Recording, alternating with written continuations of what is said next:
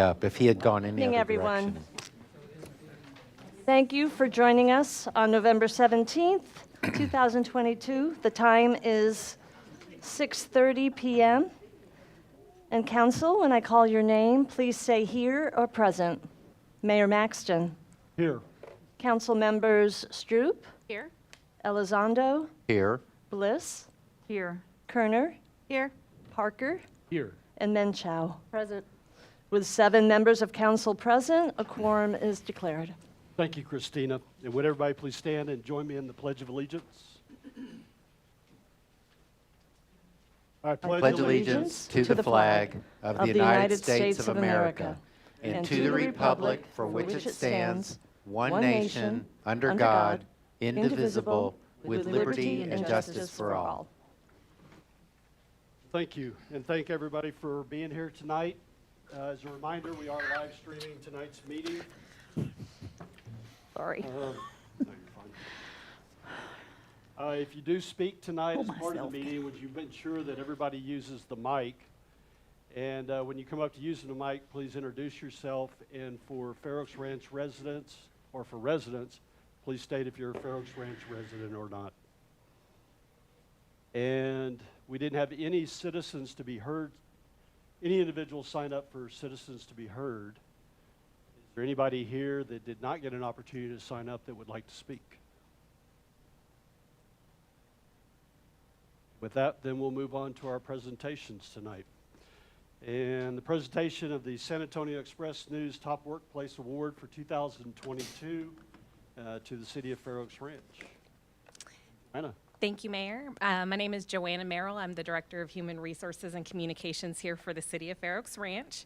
And as the Mayor mentioned, tonight we are going to just be giving you guys a little synopsis of what our Top Workplaces is, just a little background information. And Mayor, I am going to come present you this award. This is the plaque that we received in recognition of being designated a Top Workplace for 2022. But Tobin, you ought to, leader of the staff, I mean, you really ought to be up here joining me in this. Yes, that'll be great. We'll get a picture of the both of you together as soon as we're done. So just to give a little background information, we have participated in the Top Workplaces Recognition Program since before I came on. The Top Workplaces is sponsored by the San Antonio News Express and a third-party employee engagement technology partner called Energage. So that's actually the company that does the survey and puts out the information. So as a city, we basically apply to participate in this employee engagement survey. Energage is the company that conducts it. They send it out, and they measure 15 different and unique culture drivers that are critical to what they consider, or what they consider critical to measuring an organizational success. So a couple of factors that include that are alignment, which could be the future vision of the city. Do the employees understand what that means? Are we in line with that? Connection, do our employees feel appreciated? Do they feel valued? Coaching, are our managers taking care of our employees? Are they being helpful, encouraging? Leadership, is there confidence in the organization? And other basics like benefits, pay, training, and experience that we provide here for our employees and staff as well. And so there are so many different factors. Obviously, I don't want to go through all 15 of them, but they do look at so many different critical areas when they conduct this survey. So that was just to kind of name a few of what they look at when they're conducting this survey. So as you see on this slide that I have up, we have been named Top Workplace 4 times. So I came on in 2019. My predecessor, Kim Starr, who was the human resources manager at the time, I believe she was the first one to incorporate this for the city. And so we were awarded that in 2018. When I came on, we received it in 2019 and 2020, which was a very big year, as we all remember. And then we did have 1 year where we missed out, but then we're back in the running again this year for 2022. So one of the reasons that being a top workplace is such a huge honor and it's such an amazing recognition for the city is because this award is designated and awarded to us based on our employees' genuine feelings about the place that they work, about the culture that we've created, and about the guidance that council has set for the vision and city for the future. So when we list the top workplaces, when the list officially came out, it came out, I believe it was mid-October, and one of our last council meetings was the actual day it was announced. Interestingly enough, there were about 103 companies that actually made the list. Out of that 103 companies, the city of Fair Oaks Ranch was the only municipality, the only city to be awarded the Top Workplaces Award for 2022. So that's a huge accomplishment in and of itself. Typically, we do compete with several other cities in this area, and this year we were the only one to make the list. So in recognition of that, again, it really is. It's a direct result of how our employees feel about our organization. So we should be extremely proud. It really goes to show that council's guidance, staff's initiatives have really put the city of Fair Oaks Ranch in a place where employees want to come to work. They feel engaged, they feel respected, they feel appreciated. And a lot of that has to do with the guidance that city council gives to senior leadership and staff to make these things happen. So in the next couple of slides here, what we're gonna look at is some real questions and comments from the surveys. Now, the survey is 100% anonymous, and so we actually have no idea what employee said this or from what department or anything like that. But we do get data and results on some of the comments so that we can look at them, we can analyze, we can see where we've succeeded, and in any areas that we potentially need to improve. So we just highlighted a few here. Why would you recommend working at the City of Fair Oaks Ranch? Well, the number one kind of theme in there was it's family oriented, that when you get to work here, it's amazing. The employees are extremely supportive, encouraging, understanding. No matter what questions present itself, no one discourages you from asking. And that's a huge accomplishment for our staff to be able to feel heard and listened to. So next question here, what is the City of Fair Oaks Ranch motivating to you? Or what about it is motivating to you? The supportive family environment. You know, coming to work and feeling like you have the support of your team as though they had your back as a family, that's a huge employee engagement indicator for us.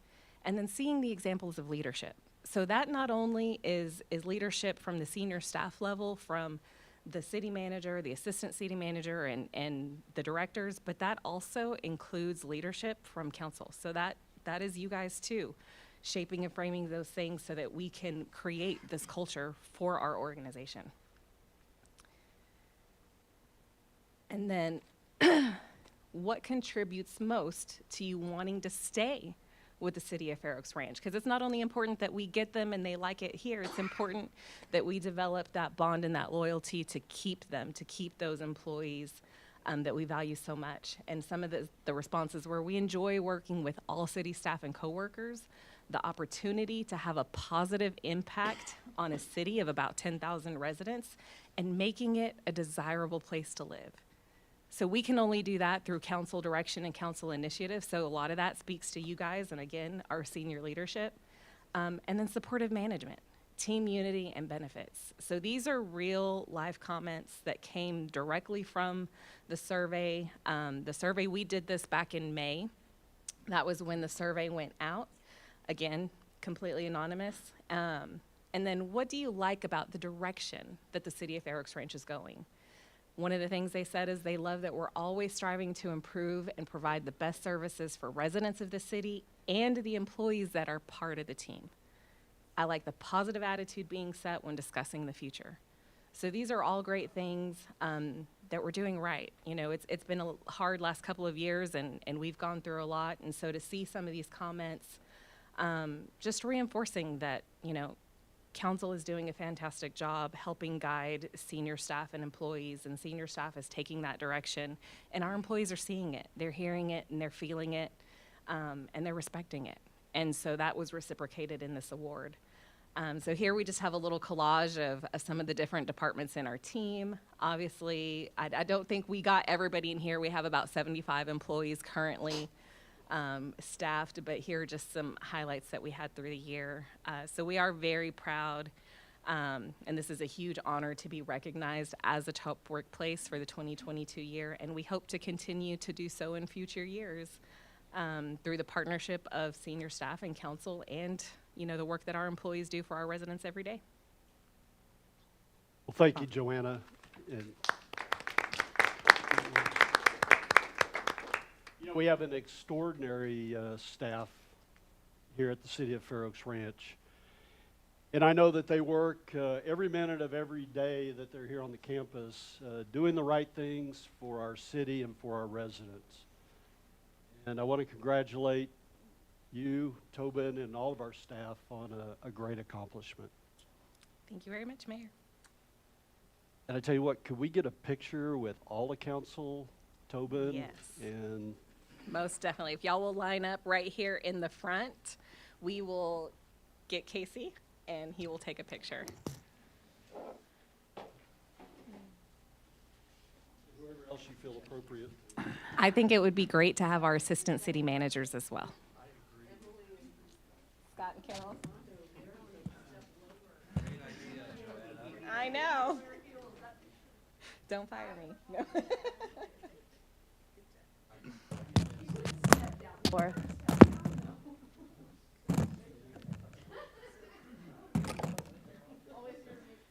All right, let's get Tobin and the mayor in the center, and we'll get everybody else around.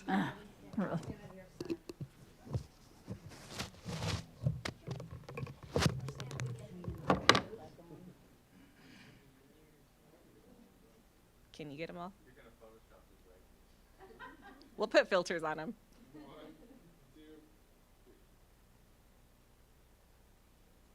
Fantastic.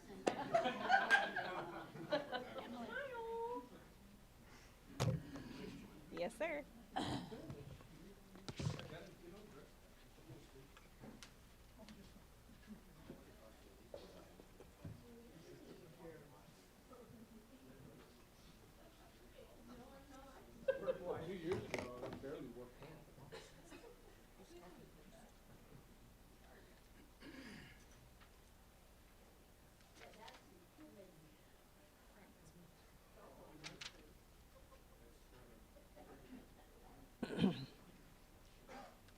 We did have a resident that came in shortly after starting the meeting that I believe did want to speak as part of Citizens to be Heard.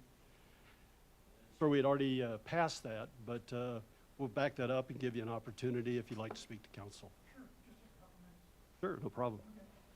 And sir, would you mind, as you get, we need to speak from the mic, but just give us your name and if you're a Fair Oaks Ranch resident or not. My name is Ron Madura. I live at 28826 Riva Ridge Drive, and I have an issue with regards to the preservation of trees within the community. I've been here about 8 years, built a house in the Windermere section, and everything was great. About 2.5 months ago, our neighbor decided to sell their house. Not a problem. We met the new buyers, and they're very pleasant. Everything seemed to be great. They talked about renovating the house and doing a little tree trimming. So, no problem. About 2 weeks later, they started tree trimming. The idea was to clear cut the entire lot. That means you're going to take every tree off that lot, which there's roughly somewhere between 75 and 100 trees. Some of them, like on my property, are 75 to 100 years old. I'm assuming it's the same thing that they cut down and are still in the process of trimming trees out right now. So I'd like to pose to the city, the mayor, the city council, and Tobin, that I'd like to have at least something considered to talk about setting up a tree ordinance to talk about this. Now, we've sent out, at the beginning of this week, an email to everybody on the council and said, here's the information regarding the city of Bernie, the city of La Verde, and there's a lot more. In fact, we're the only city that appears that we don't have a tree ordinance. One of the pictures you can see on there, it shows about, this is the property next to me in 822. It shows about 12 different X marks where the trees are gone. Well, that's not a tree. That could be multiple trees. Some of them in the front, one X mark may mean 8 trees were taken out. So lots of trees. I have lots of unhappy neighbors. My wife is very unhappy. We've gone to the city, we've gone to the HOA in Windermere, and everybody says we really don't have anything that can help. So that's why I'm here tonight, just to say we'd like you to consider it, whether it's this meeting, future meetings. Maybe you set up an ordinance where we can protect the trees in the community. That's all I have. I know you're not open for questions, but you have the material, so if you need anything in the future, just contact me. Mr. Madura, thank you for coming in tonight and presenting the issue before council. You are correct. It's not an item that's listed on our agenda, so that we cannot discuss it this evening. But we can take this and we can add it, probably appropriate as a workshop item, to a future council meeting agenda, and we can have a discussion on it then. That would be great. And if you would like, I can let you know when it is posted. Okay, And if you and your wife would like to attend then it would be great to have that you would be here. great. In Okay. fact, we're not just talking about the property right next to me. We're talking about another piece of property on Dietz Elkhorn. It's also identified as a single-family usage, and the house looks like it's a commercial building in process. And my understanding from the homeowner who's above that house says they started dealing with the renovation for the property about a year ago in December, and the trees were all taken out about 2 or 3 months ago. So there's more than 2 out there, and I don't know, maybe there's more. So it's something to think about anyway. All right. Okay, perfect, thank you. Thank you very much, sir.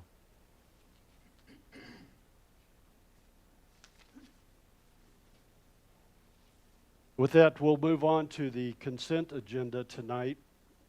We have 3 items on the consent agenda. First is the approval of the October 13th, 2022 City Council and Planning and Zoning Commission joint public hearing minutes. Second is approval of the November 3rd, 2022 regular City Council meeting minutes. And third is approval of a resolution approving the 2022 property tax levy roll. Is there any council member that would like to pull any of these items from consent to consideration? That then, could I get a motion to approve the consent agenda? I second. We have a motion from Michelle and a second from Laura. All in favor of approval of the consent agenda, please say aye. Aye. Aye. Any opposed? The consent agenda is approved.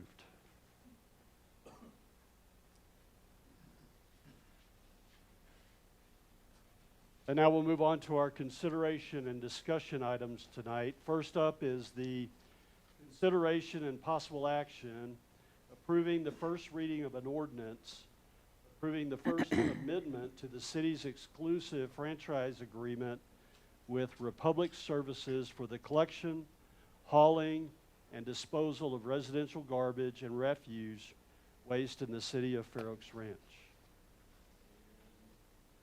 Carol, you going to lead us through this one? Yes, sir. Thank you. Good evening. As you are aware, on September 30th of this year, the city's residential solid waste agreement expired. In May, Republic Services sent the city a written notice of their interest to exercise the first option to renew for 2 years as allowed in the existing agreement. At the June 2nd City Council meeting, Council authorized staff to exercise the city's option to renew the agreement and begin negotiating with Republic. Staff accordingly began working with Republic to solidify the renewal agreement terms and conditions. At the September 2nd council meeting, Republic requested an extension of the current agreement for 2 months with an expiration date of November 30th, 2022. Doing so would provide their new corporate office staff additional time to review the agreement terms. An extension agreement of 2 months was drawn up, and upon conferring with the city attorney, it was found no further council action was required. The agreement was signed by both parties. That is just the 2-month extension. As the extension agreement is expiring at the end of this month, tonight we are presenting you with a final renewal agreement for your consideration. It includes the following changes. The term now expires September 30th, 2024. The franchise fee collection increases from 3 to 5%. Bulk brush items will be placed into one collection pile versus 2. Republic will continue offering the household hazardous waste collection event and continue contributing $20,000 towards that event. The agreement clarifies the size and the number of containers at city facilities, which increased from the original agreement. They are giving us additional refuse containers at no cost. It also solidifies that the city produces and sends event flyers with Republic, reimbursing the cost of the city to do so for them. This is a win-win for both parties. When we took it over, the flyers went out in the appropriate time. We had the ability to change the fonts, the pictures, so and we got many, many kudos for the city to take this over. Please note, earlier this week, we were notified of an error in the agreement amendment by one of our residents, Mr. Wes Pieper. It is labeled in Exhibit A1, found on page 30 of your packet. As council did not take action as noted as an approval, staff recommends the 6th whereas be amended as follows. Whereas on September 1st, 2022, Republic Services requested an extension of the 2017 agreement for an additional 2 months expiring November 30th, 2022, under the conditions of the current agreement. If you agree with this amendment, I have provided you at your position a copy of this wording, and if you could incorporate it in your motion, that would be greatly appreciated. We will revise the reading of the second ordinance in the document to reflect that. With us tonight is Tom Armstrong, Republic Service Municipal Service Manager. Both he and I are happy to answer any questions that you may have on renewing the agreement for 2 years. Thank you. Questions? I do have one question, Go ahead. Mr. Mayor. So on the changes to the agreement, the Part 2, Section 3, we're going back I think when we first did the contract, we had 1 pile, and then we went back to 2 piles, and now we're going back to 1 pile. And so a couple of questions about that. I guess, the question in my mind comes to, I always assumed that separating the piles was because one thing was going to happen to the wood type material and the other thing was going to happen to the other types of material. And I guess since I don't have to deal with it on the other end, I'll leave that to the experts. But I am curious about what the size constraints of the pile, because I remember when there was 1 pile, everything had to be those dimensions versus the dimensions only applied to the brush material in the past couple of years. So could y'all clarify that a little bit? Yes, and I believe in the agreement, it says that the bulk is an unlimited, reasonable, small appliances. And the brush will remain at the same size that it was in the, if it was a single. So it'll be a combined pile. There's not a grand size anymore. So the homeowner doesn't need to, because what I found myself doing is at the request of code compliance, kind of modifying squeezing it a little bit down with my John Deere to make it work. So you say there's not going to be any constraint on the size? On the bulk, we're not going to say anything unless there's just a preponderance of brush out there. So if there's a lot of brush out there way over the limit, we're going to say something, but bulk is unlimited. So residents can put out as much as they would like. Well, that's kind of the crux of my question, because I think the problem would be that if a homeowner did do that, and they find out on the day of the pickup that the pile is unacceptably large, then they they don't have a lot of recourse because they have to then come up with an alternate plan to clear it. So I think what I would suggest is we do come up with some kind of guidance on that when we send out the flyers to let people know what is quote unquote reasonable would be very helpful. 'Cause I can totally see something like what he was talking about. You know, your neighbor comes in and cuts all their trees and puts a whole yard worth of trees up there. That's not what we want. So I kind of agree with Roy on that. And that is correct, and under the defined terms, it says brush includes personally trimmed and severed parts. It's not for clear cutting property or taking down 5 trees. It's personally trimmed. And we've had that where somebody is starting to do that, and our code compliance with the help of Republic, we go out there and meet with them and explain to them that it's really supposed to be for maintenance of your trees, not taking down 10 trees. Maybe the guidance on this is on our end when we send out the flyer, that I think before it was 12 by 8 by 6 or something. I can't remember what it was, but in general, if we put some sort of restrictions just on the brush side, say bulk is unlimited, and then I think it's going to be obvious who's unreasonable. Yeah. And if we can do that on our end, I think it solves our issue. I believe our intent was to keep it that way. I think it's 15 by something. 6 I by, apologize. Yes, our intent was to keep that that way. And really, Excuse we're me. just Come on. looking for situations where there's a ton of brush out there. So Fair Oaks has gotten a lot better about that. We don't have big problems with that. So I don't think it's a big issue, but I think it's a good idea on the flyers to at least put the parameters on there. Go ahead. Oh, just one quick question on that. What happens if they are outside of the boundaries? I mean, obviously, you said we have a conversation, but do you offer to pick it up at an additional cost, or? Okay, perfect.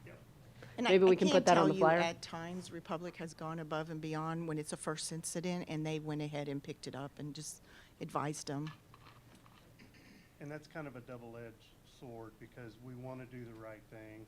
If someone has a little bit extra, it's going to be really inconvenient for them to have to find a way to dispose of that. So it's easier for us to just pick it up, but at the same time, it kind of sets a poor precedent for other people. But we're looking for big amounts over the limit normally. Well, I just had a quick question then about the wording in this. That change to me was that to combine it all into one pile. Is Correct. that, and so what's the why, I guess? What, the purpose of wanting it as one pile? It's easier for us to pick it up in one truck and commingle it and then separate it back at our facility than it is to send 2 trucks out, one picking up brush, one picking up bulk, and makes a little more sense on a sustainability standpoint as well to send one truck out and get it instead of multiple. And it also helped with many of our residents that are on smaller lots. Having 2 piles was causing some challenges for them. So this was a benefit for us when they contacted us and told us 1 pile from now on. Yeah, we thought it would be more convenient for the residents, just not have to worry about having to do 2 piles and just put it out there. If it's separated, it's okay, but for convenience sake, if you put it all in one, that's fine, we'll pick it up. Well, to me, even if they're side by side, I mean, the one truck can just come through That's and no problem. pick it all up? Yeah. Okay. That's a good, maybe that's another thing we can deal with in the flyer, that they don't have to, it used to be they had to be separated by so many feet and that kind of Correct, stuff. correct, yes. And that's because we did have 2 trucks picking them up, so if we have one truck picking it up and they have them separated, it's not a big deal to grab one, drive 2 feet and grab another one, so it's fine. Carol, I had another quick question. So the household hazardous waste, and so we set a limit on it of $20,000. We've kind of balanced out now over the years, and are we meeting or below the $20,000 limit The past consistently? Yeah. Sorry. I believe the past 2 years we have fallen, the city also contributes towards that. We have met the $40,000, or last year it was 35. This year's budget, you all increased it by 5, so we will have 40,000. And we have roughly ran 36, 39,000 every year, the last few years. So I think we will be fine. There will probably be some changes in what we'll be collecting, because like everything, it's changed. The disposal of recyclables is extremely costlier in some areas. Pain. Any other questions? Any questions from anybody here tonight? All right. Well, thank you. Second, I'll entertain a motion to approve the ordinance. But as Carol mentioned, we do have an ordinance that's listed in the packet, and it has an exhibit with it. On the exhibit page, Exhibit A1, if you look at the sixth whereas that's listed under the recitals, the verbiage that was given to you will be substituted for the verbiage that is on there now. And this is an ordinance, so we'll have to vote on it twice. It'll come back at the next council meeting, and at that time, we'll have the correct verbiage that's listed on the ordinance. All right. With that, then, could I get a motion to approve the first reading of an ordinance approving the First Amendment to the city's exclusive franchise agreement with Republic Services for the collection, hauling, and disposal of residential garbage and refuse waste? So moved. Kesley? Second. Roy? Any other discussion from council? Then we'll go ahead and vote on the ordinance. All in favor, please say aye. Aye. Any opposed?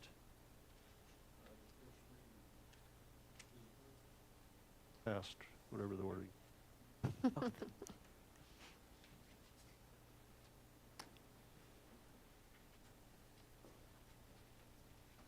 Thank you, Carol. And Mr. Armstrong, thank you. With that, then we'll move on to our second item tonight, which is the consideration and possible action to approve a resolution authorizing participation in Texas Class Action Investment Pool. Rosie, Thank you. welcome. Thank you, thank you. My name is Rosie Vela, Finance Director, and I want to talk with you today about another investment pool. We already participate in one. Excuse me, my first time to use the clicker. Just stop. Okay, so we participate in Tex Pool right now, but there are a couple of other pools out there that I think would be beneficial. Texas Class Investment Pool has a feature that I think is very attractive in that it pays your interest every day. Everybody compounds every day, but not everybody pays it every day. So what happens is that you earn interest on your interest. So, all right, Scott, top, bottom, side. Side one, right? Oh, there you go. Okay. Whoops. So there Which you one are we on? go. Number 2. There you go. Okay, so the LGIPs, they call them local government investment pools. It provides safety of funds like the other pools. They're all regulated. We have over 950 Texas entities that are in Texas Class. There's 2 options, Texas Class and Texas Class Government. The difference is that Texas Class participates in commercial paper and Texas Class Government does not. And of course, your yields are higher when you participate in government.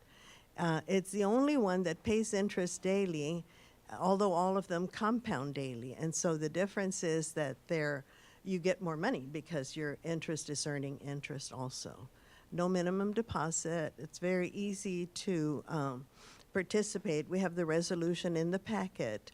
And if you wish to participate in this pool, we have the documents to be signed so that we can start investing the money there. So do you have any questions? We do have a lot of cities that are participating in that pool. Bernie, Yeah, I think they're in your packet. Let me see back here. Oh, sorry. I'm sorry. But Bernie was one, and then Mr. Danny King is here from Texas Pool, that, in case you have questions, that, from him. I think, what are some of your other cities in our area that participate? Just so everybody gets the opportunity to hear you. My name is Danny King with Texas Class, and I've been with the program for 23 years. So for us, we have a lot of school districts, a lot of cities, a lot of counties in the area. Schertz, Cibolo is a participant. City of Buda, City of Kyle. So there's some similarities, I think. The benefit for the city of Fair Oaks, I think, is diversification. If you're already in a pool, it doesn't cost anything to add a pool. And then you can very easily, we do have, Rosie, we have a calculator that's online that allows you to go in and compare rate. So if you're already in Tex Pool or you have maybe a CD that is from your local bank, you can compare how we're doing had you been with us for the same period of time. That way, we're not trying to sell you. You can at least compare at your leisure of how the rate of return. Currently, in this rate environment with the Fed making increases, it's a very excellent time to add a second pool. And I've known Rosie for a long time, and we have added cities in different locations throughout the state. And I was in Amarillo 2 weeks ago. I was in Coke County, which is Robert Lee, Texas. So whenever we get the call, we would rather be here in case there's a question. And that was the way Rosie presented it, so that's why I came. Any thoughts or questions for me? Well, Question. I Go don't ahead, know Roy. if this is a question for anybody specifically, but when I looked at this, it appears that it meets all the requirements set out in our investment policy, which is structured to be compliant with PFIA. So I didn't have any issues with it, and I always think it's a good opportunity to try to get a little bit higher returns on our invested cash. Absolutely. That's why I thought it would be a good idea to present it at this time, give us some options. You have a question? We're talking about looking at Texas Class or Texas Class Government? Texas Class. Texas Class. I mean, we can do either one, but Texas Class gives you a better yield Better because it yield. does invest in commercial paper. Go ahead. So when we vote to allow us to go into this pool, who decides when we put money in one pool versus another? Well, at the beginning, as we go into these other pools, we probably would want to take a third into each one. We have everything in Texas Pool right now. We may start out with a third in Class and a third in the other one that we're proposing, assuming that you adopt that one as well. And we can change them every day. We can look at the rates and see which is better. And at some point in time, we can move more into Class or more into the other one, whichever. So you're saying our investment policy allows the finance officer or the investment officer to make that decision? So Correct. obviously it doesn't have to come back every time you want to make a decision of Oh, that. right, right. Okay. It's just a standard Just confirming. daily operation. Okay. And Rosie, just looking at it, I mean, we've operated with one pool so far. Right. We're looking at adding this pool. Any concerns with risk? No, not really. I mean, they've been around for a long time. Nobody's ever lost any money, and I feel there's analysts that analyze the commercial paper because that's where you get the better rates. And there's analysts that evaluate the commercial paper on a daily basis to recommend the ones that they feel are the safest. And again, just to clarify on that point, that all of this is structured to be compliant with PFIA, which is pretty much, I don't know if this is the right way to put it, by definition is kind of very low risk Correct. under the requirements of PFIA. So people always come in and tell us, why can't we get these returns like I get on my private investments? And the reason is because we're government. Right. And so I feel comfortable about that. I will mention that some of the other things that we have used in the past, and I believe in your presentation when I was reviewing it, is still out there for us to keep an eye on, is things like the Cedars program and stuff like that. You mentioned CDs, which is kind of a pool concept for CDs. And so it's good to hear that our finance staff is looking at how to optimize, again, our invested cash, because I think the point is that if we can, get higher yields, then that takes some of the pressure off of our other sources of revenue to support our programs and ongoing operations. There's no minimum balance. We have a 4 o'clock cutoff because we send the calls to Denver. But all the money in Texas stays in Texas, and we have to follow the PFIA as well as state statutes. So the other thing I think is a strength is you can determine at any time to get your money out the next day if you want it, if you need it. And that cutoff time is at 4 o'clock. So that gives you plenty of opportunity even if there is an emergency of some kind. I think the second thing is when you're already comfortable in a pool, we're going to be very similar. I will tell you that our research shows that we were ahead of Tex Pool somewhere between 78 and 80% year over year. So it's not that we're always number one, but we're the second largest pool now in the state of Texas with assets under management. We hit 18 billion last year, but we're also in 8 other states. So there's information on our website. I don't know if that was part of what your presentation was, but that calculator is on the website under texasclass.com. So I would say easily, it's something that'll benefit the city, it'll give you some choices, and then you can begin to compare. Any other questions? Anybody else? Any questions from anybody here tonight on this? Okay. Then can I get a motion to approve the resolution authorizing the city to participate in Texas Class Investment Pool? So moved. Roy? Second. Scott? Any other discussion from council? With that, we'll go ahead and vote on the resolution. All in favor, please say aye. Aye. Any opposed? Then the motion and the resolution are approved. Thank you. Thank you very much. All right, Danny, thank you so much.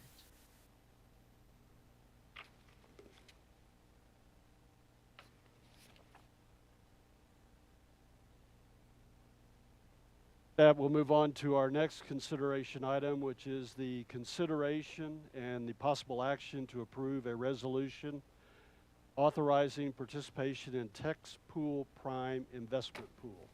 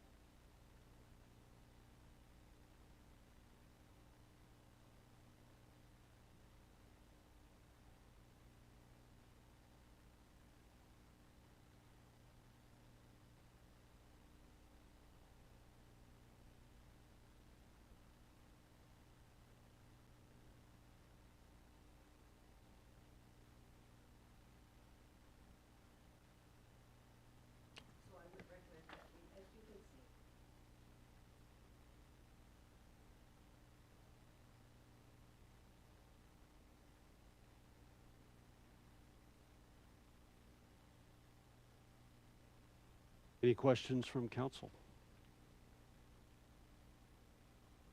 Any questions from anyone here tonight?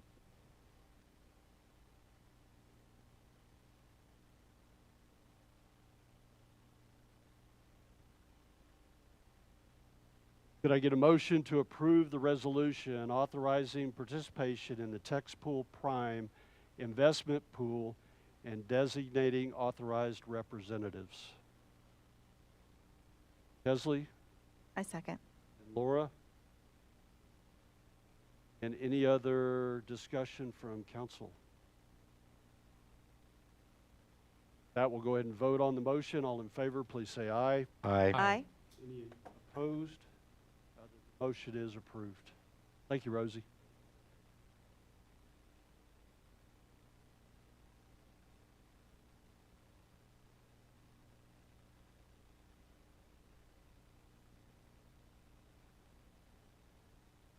Our next item up tonight is the consideration and possible action approving a law enforcement and patrol agreement between the City of Fair Oaks Ranch and Setterfeld Estates Homeowners Association. I'll turn this one over to Chief.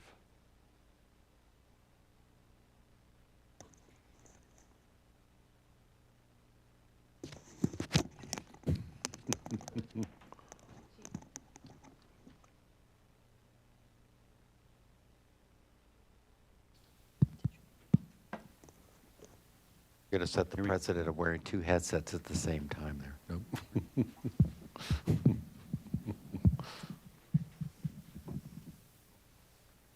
Is it working? Evening, Council. Higher though. Basically, what we're bringing to you again is another law enforcement agreement, similar to what we've done with the law enforcement agreements with Elkhorn Ridge and Frontgate recently.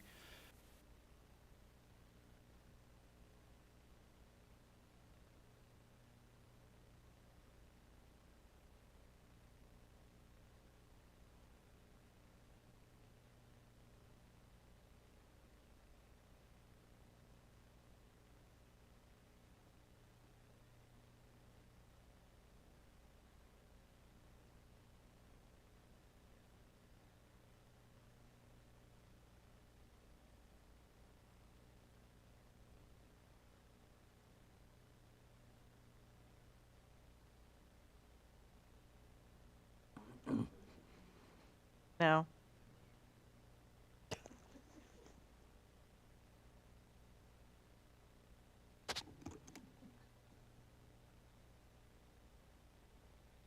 Now is it working? Yes, it's working. Okay. Setterfield does maintain a 20-mile-an-hour speed limit. I just got back from vacation. I still need to do some research on traffic and engineering studies. If the development did that, then we can authorize the enforcement of 20 mile per hour. If not, then I'll have to get with Julio, our engineering team, and probably Mike with Legacy Engineering to discuss if we can conduct that engineering study for 20 mile an hour, or if we'd have to increase it to 25 miles per hour. The state does require traffic engineering assessment be done on anything lower than 25 miles per hour. So that is something that we're going to have to do some research into. I don't think, from speaking with the residents of Setterfield, Mr. Graham could probably attest to this also, that they don't want the speed limit raised any. So that's all I have. Any questions? Yes, Laura.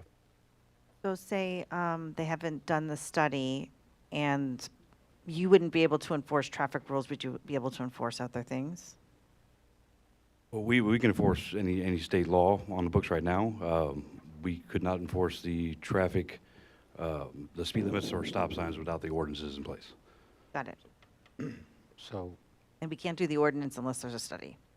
Yes, ma'am. That's some of the research I need to do still. Yeah. Okay, thank you. so if we approve this tonight, it would be pending the results of that study and the recommendations regarding the speed limit? So what you're approving tonight, you're approving the law enforcement agreement. The law enforcement agreement allows us to back up a little bit, sorry, I probably should explain this. The Texas Constitution does not allow any public entity to expend funds for private gated communities. So this would allow us to extend our programs such as home watches, other, placing a radar trailer out there, things that we don't normally do in gated communities, will allow us to do that within Setterfield, outside the speed limits and the stop sign. So that would be the thing that was pending, is only the enforcement of the speed Those are the only two that are required to be passed by ordinance. All the other traffic regulations, turn signals, Stop equipment signs. violations, not quite stop signs, reckless driving, penal code offense, all those could be enforced. But, okay, but not traffic signs or speed limits? Not the speed limits or the stop signs, Okay, got it. Until we do an ordinance. till the ordinance is passed, yes. I have a quick question. I see that the developer or the managing party or whatever did it instead of the 25% of the property owners. Do we know if most of the property owners are aware of this?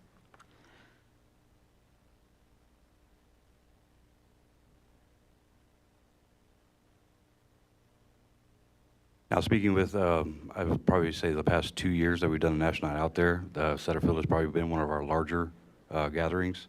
And speaking to most of the residents, both the times I was there, they're in favor of it, absolutely. I think a lot of their issues deal with the day laborers, construction workers that are building the houses. I think as of my last count, there was 205 homes that are either being built or being occupied right now.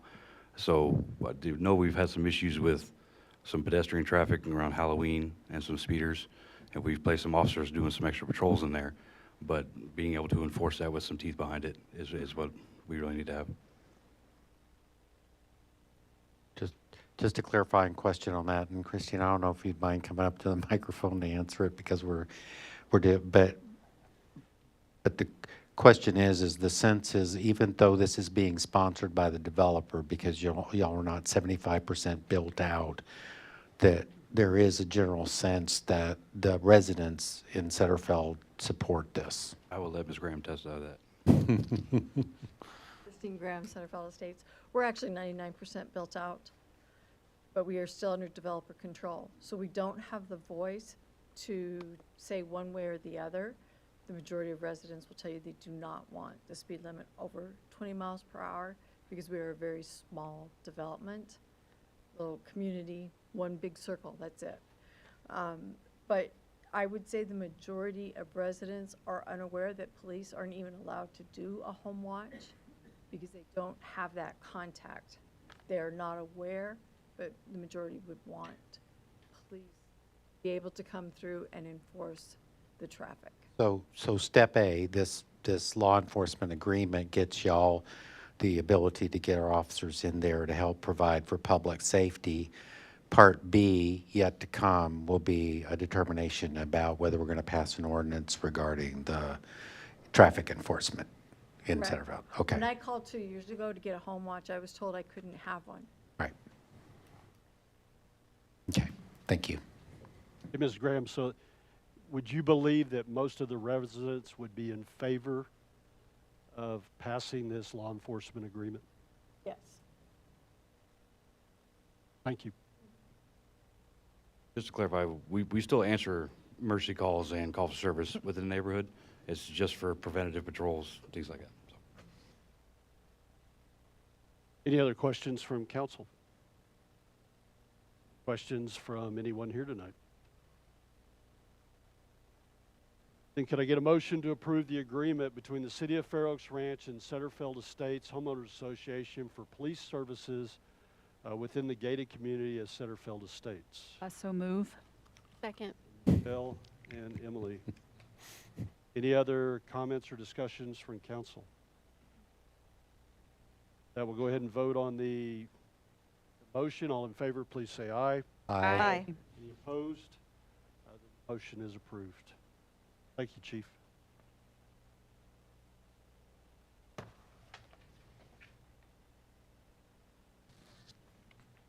Next item that we have up tonight is the consideration and the possible action authorizing the city manager to sign a construction agreement with G5 Utilities LLC for the Balcones Creek Waterline Replacement Project.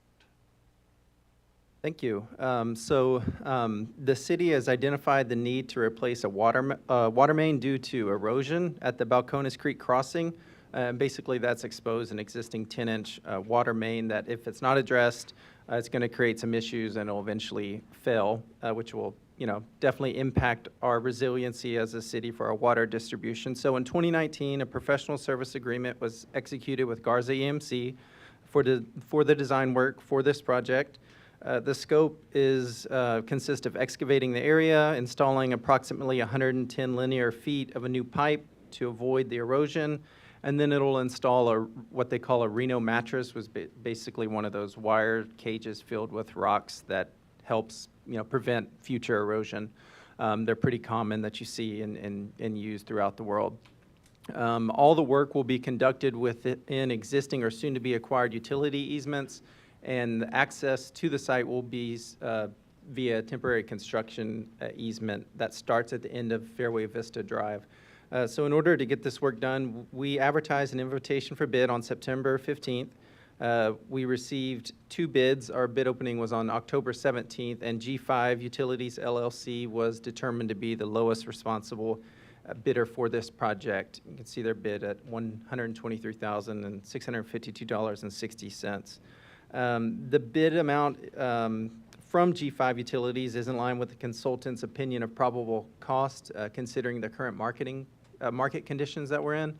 In addition to this, our consultant, Garza EMC, contacted some references that were provided by the contractor, G5, and everything checked out positively. It's expected the project will cause an increase in construction traffic in the Fairways neighborhood. So once we have a schedule and mobilization date here in the near future, if this is approved, staff will coordinate with the Fairways HOA to provide advance notification to all the residents and make sure everybody's notified in advance about what's going on. This supports the strategic action plan for responsible growth management and reliable, sustainable infrastructure. We comply with our competitive procurement requirements by posting it publicly and advertising it as such. We currently have $202,152 in the budget for this project. Our recommended bid is well within that budget. The contractor will sign our standard construction agreement. No modifications will be done to that. It's included in the packet. And what our recommendation for tonight is to authorize the city manager to sign a construction agreement with G5 Utilities LLC for $123,652.60 with a 10% contingency in the amount of $12,365.26 for a total value not to exceed $136,017.86. And with that, I'm happy to answer any questions that you may have. Yes. It sounds like y'all did the necessary due diligence, but I still feel compelled to ask the question. Do you feel like there's any risk with this choice, given the divergence of the 2 bids, that this bid is so much lower than the other one? No, I mean, this bid was actually closer to our consultant's opinion of probable cost in the estimate. The other one was not close to this. So this is actually in line with what we would reasonably think is a fair amount for this work. Thanks. I have actually more of a comment than a question. In here, you mentioned that you were going to coordinate with the Fairways HOA to contact the residents. I'm not sure if you're aware, but the Fairways HOA doesn't cover the entire Fairways. It covers only half of it. So our HOA, we don't have the ability to contact most of the residents that are going to be by this construction. We all get along in the Fairways, but we're not all in the HOA. And if you were to contact the HOA, we'd probably only be able to contact half of the impacted residents because we don't have their information. So we may need to have a different way to contact the rest of the residents that aren't in that HOA listing. So yeah, we'll post some notices in addition to that, but also our website, and then notify me, and then collaborate on any other things that come up. Yes. I'm assuming you guys thought of this, but I'm going to ask the question as well. We've talked in the past about size of lines and pipes and all of that kind of stuff. So if we're going in and replacing a portion of it, have we thought through if we needed to increase that, and or could we if we needed to, since it's only a portion? Take that one, Grant. Probably be better. Thank you. So the existing line is 10 inches. Is that working? Yeah. The existing line is 10 inches, and we're only replacing a short section of that existing line, so the plan is to use the exact same size. Right now, we haven't looked at it, and I don't believe there's a need to upsize those lines. Anybody else? Emily? Emily?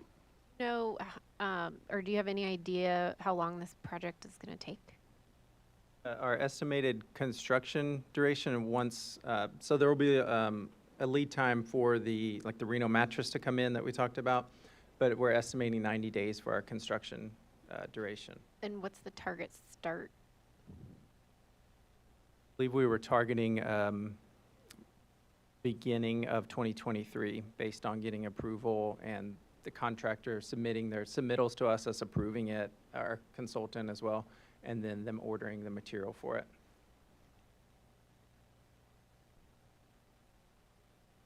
Anybody else?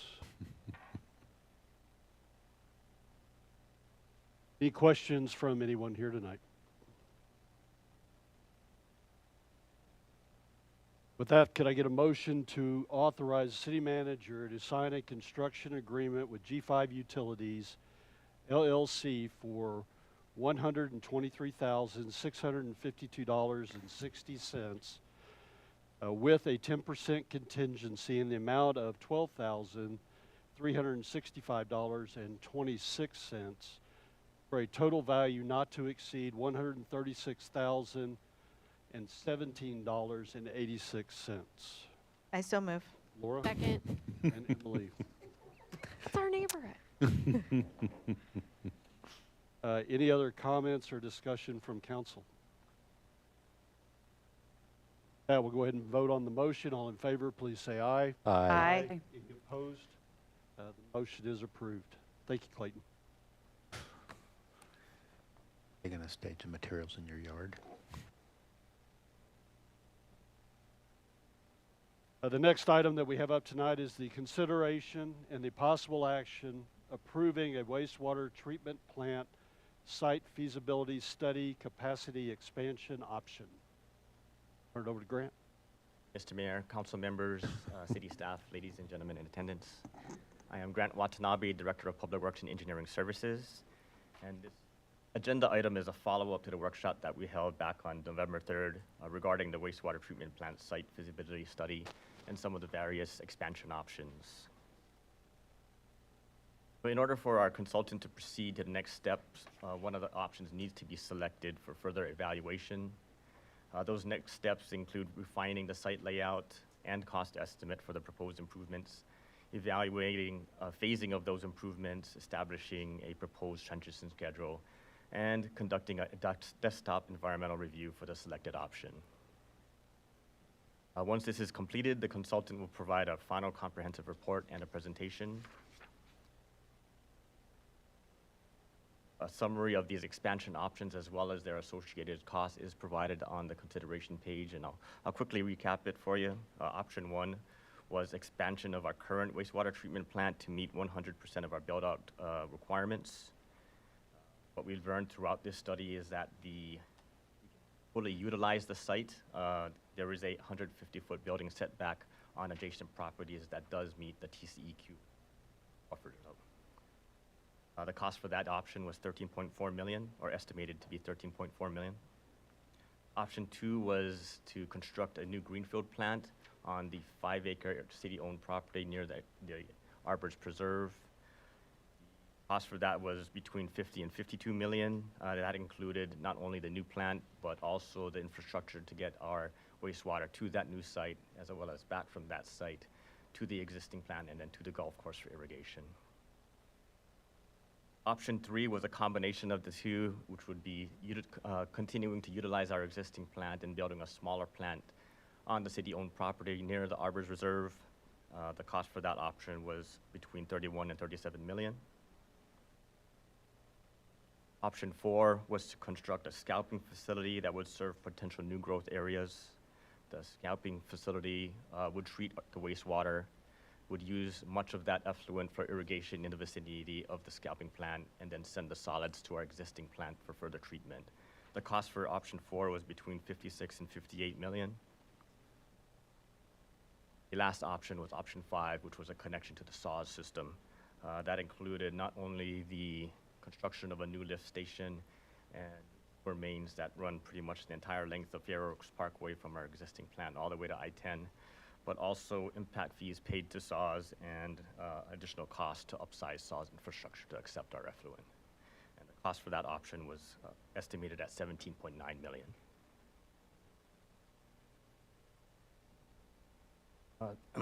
So staff recommends option one. It not only provides the most cost-effective alternative for meeting our build-out requirements, but it also includes the potential for phasing of improvements over the next. Option one also minimizes the need to acquire additional easements, and it also avoids major construction-related disruption across the city, since all the proposed improvements are located within the existing plant's footprint. Lastly, staff recommends option one because it also poses the least risk in terms of TCEQ permitting and SAWS board approval. Some of these risks include new treatment and discharge requirements, directed conservation measures, and any unilateral rate increases. So with that, I'll be willing to take any questions. If I may. You may. Grant, the briefing at the last council meeting was very informative and kind of brought me up to speed. I appreciate that. We approved this, if we were to approve this option one, what's the timeline are we looking at for the study to take place and get back to the city so that we actually start moving on the Mr. Garber mentioned it'll take them between 4 to 6 weeks to finalize and update the costs, the layout, and conduct their environmental study or review, at least for the selected option. Thank you. Just for expectations, what we're doing with Garver is getting us up to the point where we could then go forward with design. Is that? But that would be the next phase following the completion of the study. Other questions? Questions from anyone here tonight?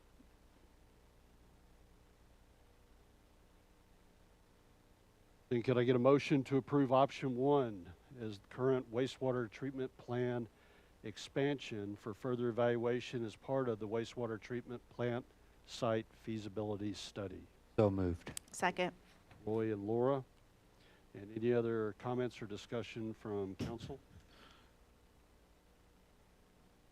That will go ahead and vote on the motion. All in favor, please say aye. Aye. Aye. Any opposed? Thank you, Grant.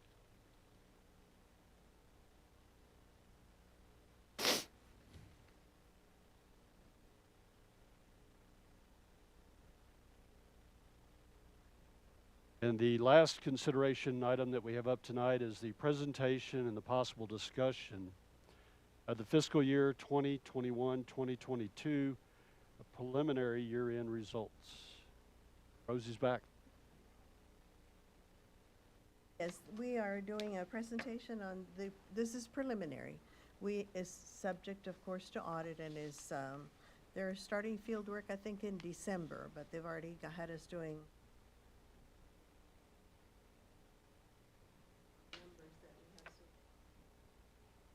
all that at the budget, the last budget meeting, we took out some funding that was for that road. Hammond Road. Right, so that'll be different from the one you had seen before. Oops. Sorry. So these are our preliminary year-end results, starting with the general fund. The revenues, property tax, of course, is our largest number, and we are over 100% on our collection, so that's a good news story. In fact, overall, we're at 117.9%, and of course, ARPA is a big number there, so. Sales tax held up very well. In fact, we probably did better with our than people that have stores, because that was good for us. Our franchise fees, of course, we had that winter storm, and so our electric were quite higher. Permits were down, but we are kind of getting capacity of our lots for expansion. Our fines, people up and have to pay fines, so We're at 290, 130. And the other, of course, is affected greatly by the ARPA. Our expenses, we maintain our budget at 90%. Our had some big contributed quite a bit to our savings. Our professional service supplies and all those were lower than budgeted, and of course, capital outlay was quite probably going to be doing some catch-up on capital projects this year. Our transfers were at 102%, so overall, we were at 90% of our budgeted expenditure. Property taxes held up very well, 99.34%, a surplus to our budget, and delinquent above what we had budgeted. Sales tax, as I said, has been doing well, so 10% higher than last year. They are collected 2 months in arrears, so are projecting that they'll be $10,000 higher than the budget. And of course, as I said, our records are being reviewed now for the audit, so these numbers may change somewhat, but we don't expect serious change. Issued 126 new residential home permits as opposed to 246 last fiscal. But as I said, we're slowing down. Our revenue was $51,000 under budget, so as we move along, I'm sure we'll have to be adjusting. Our franchise fees have doubled over the last 10 years. CPS Energy is 60% of the franchise. It's been affected by weather, as we all know, and I understand we're due to have another cold winter, so that may be going up again. Personnel savings obviously were huge because you had so many positions vacant. The assistant city manager, several others that contributed to that. Fund balance summary in the general fund,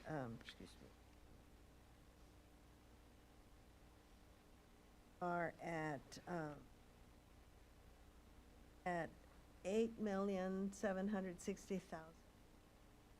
And we are moving numbers, obviously, that are not spent into those capital projects that we need to do. So fund balances are higher than what we had last year. Have allocated a surplus to the 23 budget, and these are probably numbers that you'll be interested in. The stormwater projects, of course, very important. Post Oak Trail widening, roadway CIP, capital maintenance, public safety, city fuel station, public building. Civic Center has $412,800 allocated to it, third-party scanning and recodification. Total of $3,569,160 surplus that's been allocated to our next year. We have some options on our unallocated surplus options. There's $774,000. We can place that money in whatever projects we want, and obviously you'll need to be doing. Whether we should transfer them to the Capital Projects Fund, we have some projects that we're doing as the Civic Center, a Microsoft Cloud Server upgrade project go up, and so it's important to keep a contingency number. We estimate as closely as we can, but sometimes we're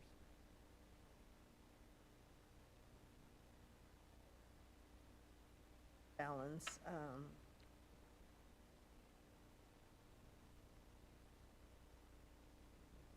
This is all in the general fund and the fund balance.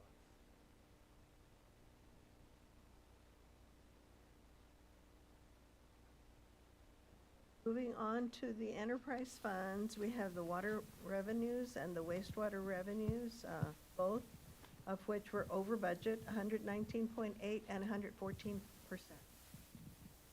So overall, 117.8%. Is it back? Thank you. and then our consumption trends for water and for wastewater. The utility expenses, and this contains some non-cash such as depreciation, of course. We have to account for that. In personnel, we were under budget at 97%. In supplies, we were over at 107%. Services, it was 147%. So we were total expenses were at 105.7% with capital and non-cash adjustment for the at a 63.9%. That's going to be the depreciation. It's going to be the non-cash. And on our net position for the utilities, we have contributions for elevated storage tank, contributions in aid, net investment. Total net position for utilities is at 17.3 million as opposed to 15.4 last year. So we have it's an operating reserve of 9.5 months of operating expenses, which is really healthy. It's very healthy. It's excellent.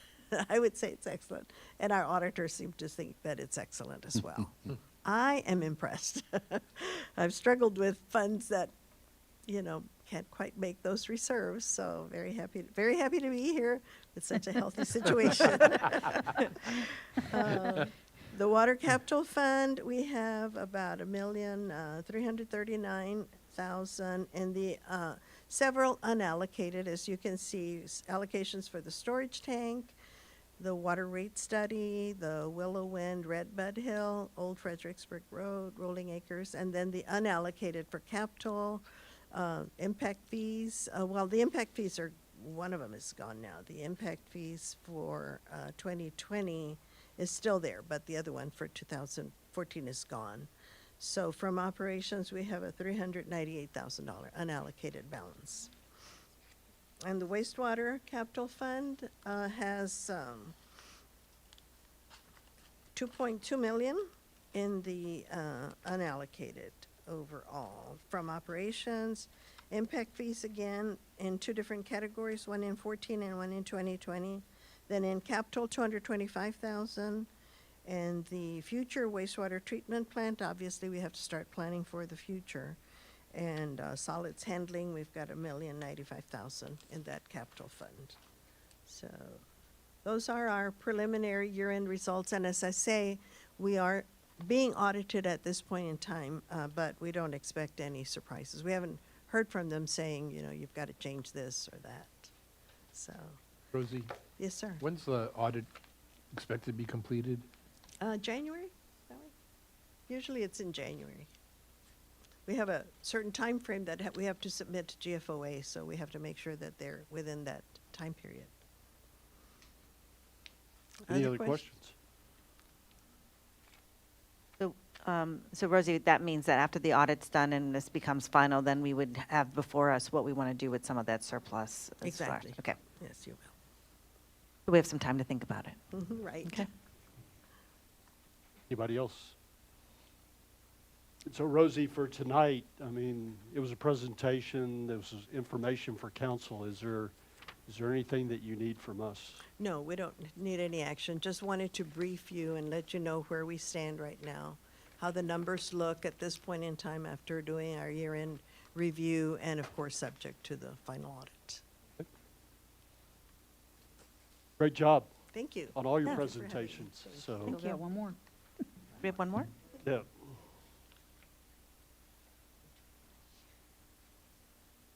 That completes all of our consideration discussion items for tonight. Now we have a report from staff. And who might that be? Presentation of the quarterly investment report for the quarter ended September 30th, 2022. And the quarterly investment report looks very simple today because we only have one pool that we use, the text pool. And so this is a required report as part of the Public Funds Investment Act. Oops. So we have our investment inventory. As I say, everything is in text pool at this point. The weighted average maturity is only 23 days, which may be a little bit short. We may want to think about extending that maturity because we're not going to need all that money in 23 days, right? I hope not. So we may want to strategize as we move forward and evaluate our investments, whether we want to go out a little bit further. But at this point in time, our investments are on, what is that? 19.4 million at 23 days. Compared, and this will give you a good idea of what our future will look like because this gives you the tax pool rate as well as the tax pool prime as well as the Texas class government and the Texas class so that you can compare the rates that we have right now versus what we'll be getting starting our next month. There are some other options, of course, the T-bills. We don't have full-time staff to evaluate investments, so we have to be very careful that we don't get, bite off too much and try to invest in things that we aren't able to manage. But as we move forward, we may want to think about doing some other investment types. But that's where we are today. Comparative rates for the quarterly average, you know that they had been way down, and so now, thankfully, we're going up a little bit. So that's our quarterly average. And do you have any other questions? Yes, sir.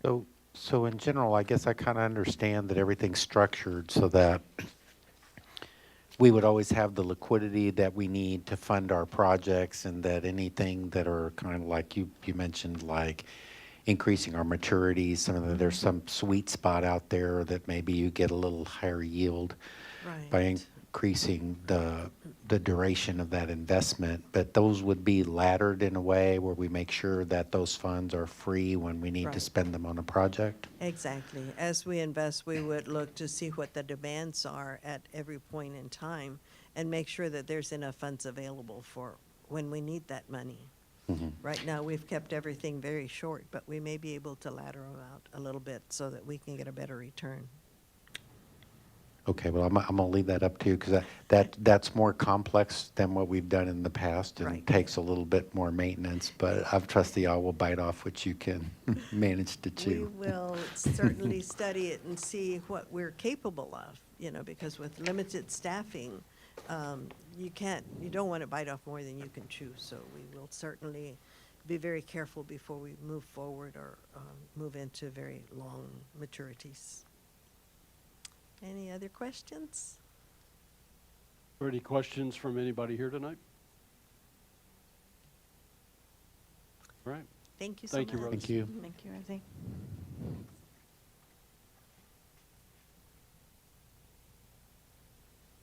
Next, we'll move on to requests and announcements. And do we have any announcements to put out from council?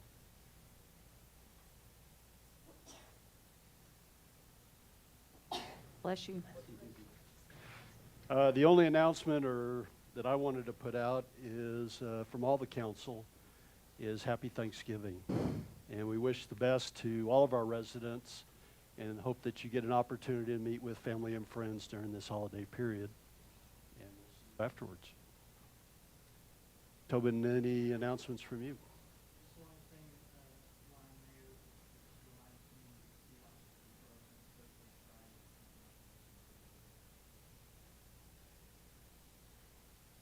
And are there any requests from any council members to add an item to a future agenda for? Greg, I think we should probably consider the tree ordinance that was brought up. Okay.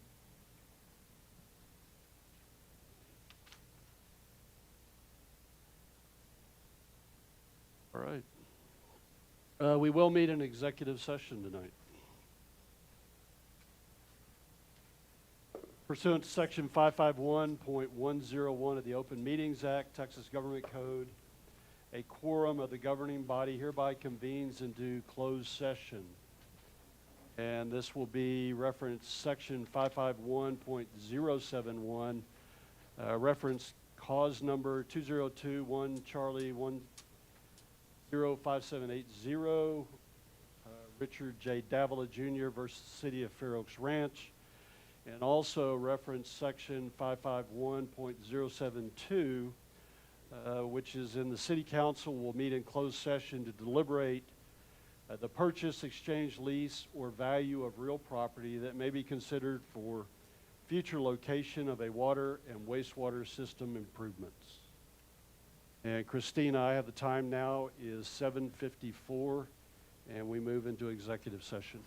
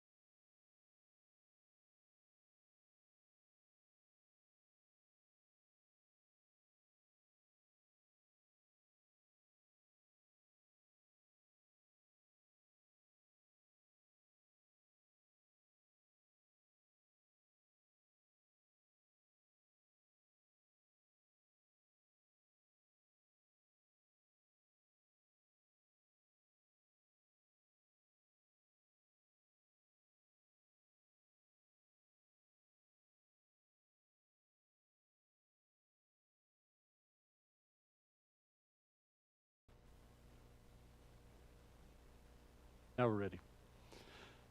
Christine, I have the time now is 8:26, and we are back in open session. We do have one action item coming out of the executive session. And could I get a motion to authorize the city manager to engage litigation services from Denton, Navarro, Rocha, Bernal, and Zek? So move. From Laura, Second. Chesley. All in favor, please say aye. Aye. Aye. Any opposed? Motion is approved. Christine, anything else that we need tonight? No, sir. Tobin, anything we missed or? All right. I have the time now is 8:27 and we are adjourned.